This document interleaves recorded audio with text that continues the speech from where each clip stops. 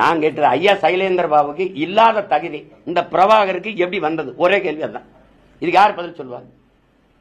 முதலமைச்சரா இல்ல யாரு சொல்லுங்க? யாரு சொல்லுங்க? யாரு சொல்லுவார்? யாரு சொல்லுங்க? அப்ப பரிந்துரை பண்றீங்க. இப்ப நான் என்ன சொல்றேன், சைலேந்திர பாபுவை நிராகரிக்க வேண்டிய தேவை என்ன? எதுல அவருக்கு எதுல குவாலிபிகேஷன்? என்னங்க சாதனை பண்ணிட்டாங்கண்ணே, அண்ணன் பண்ணிட்டாங்கண்ணே, கொலை பண்ணிட்டான் அப்படிங்க பண்ணிட்டானே. இப்ப என்னென்ன பண்றது? அடக்கம் பண்ணி புதைக்கிறதா கொல்லி வைக்கிறதான்னு பார்ப்போம். இப்படியா பேச்சு? எதுக்கு நிராகரிச்சா? ஒரு தமிழன் எதுக்கு நிராகரிச்ச நீ? இப்ப விடுதலையில தலையங்க வருதுங்க. ஐயா வீரமணி அவர்கள் எழுதுறாங்க.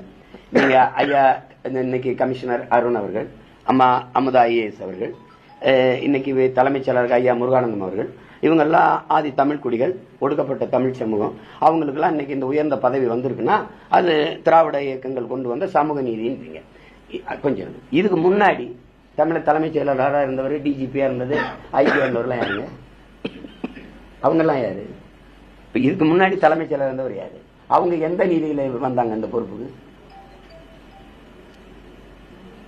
அதான் தேர்தல் அரசியல், மக்கள் அரசியலை பத்தி கவலைப்படுவதில்லை. கட்சி அரசியல், தேர்தல் அரசியல். சைலேந்திர பாபுக்கு இல்லாத தகுதி இந்த பிரபாகருக்கு இது இருக்குது, இந்த தகுதி இருக்குதுன்னு சொல்லுங்க. நம்ம விட்டுடலாம்.